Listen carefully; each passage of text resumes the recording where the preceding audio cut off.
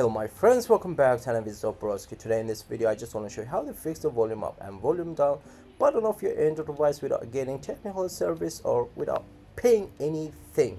So it's actually very easy. Open the Play Store of your Android device and type in the search this application, which is Good Luck. Once you got the result, just click to install it to your phone, and here you can see the application is already click to open it, and wait a few seconds, you will get this. Again, continue, find out the Nava Store from the list, click to install it, and here you can see we got the Nava Store back here in the Good Luck. We're gonna open it and we go make it available, and here we have this new configuration. We're gonna click over here, add a button, and what we have here, volume up and volume down button of Android device, and we can customize it. It's actually very easy, and after that you're gonna save it, and you will get the buttons here on your Android device's screen, and you don't need to go to fix it or opening your phone to getting technical service, and that's actually a problem.